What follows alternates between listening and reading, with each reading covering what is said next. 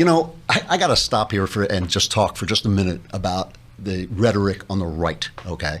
Because I get it. The budget recently was kind of stinky.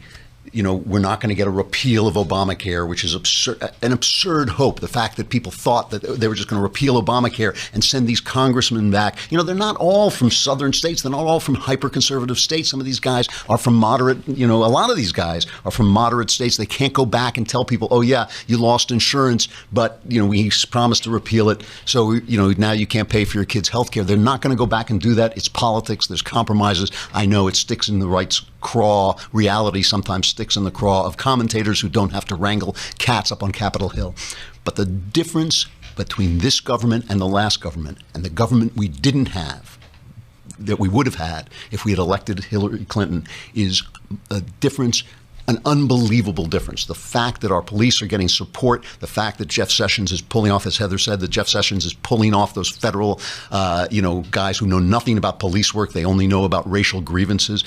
And we keep talking about Neil Gorsuch, but, I've been reading recently some of the theories on the left of left-wing Supreme Court justices like Breyer about the First Amendment and what it means. They don't believe in free speech. They do not believe in free speech. I'm not exaggerating. They believe that, the First Amendment is supposed to protect the environment in which we can speak. It's not, it's not supposed to protect necessarily what Heather McDonald is saying, because that doesn't preserve the environment. We dodged a bullet the size of a 50-50 shell. And I don't care what anybody says. I understand that we have to complain. I understand that we have to ride the Congress. There's nothing wrong with putting pressure on the Congress to move it to the right, all this stuff.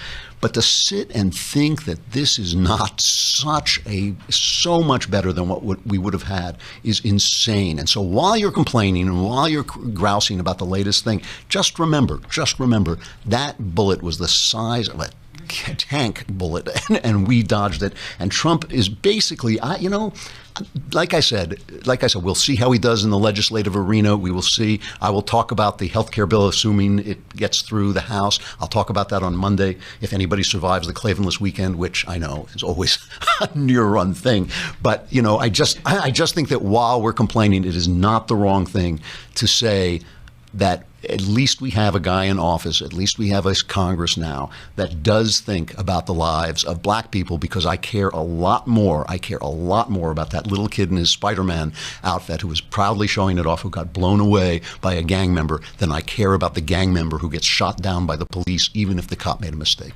This is absurd. We have moved into a world of absolute illogic. The guy we started with talking from the everyday feminism, whether it's that guy with their sexual insanity or these Black Lives Matter guys essentially attacking the one group that cares about whether they live or die, that protects the safety of their neighborhoods, and that has been integrated and changed to answer some of the true grievances that they had about a couple of decades ago.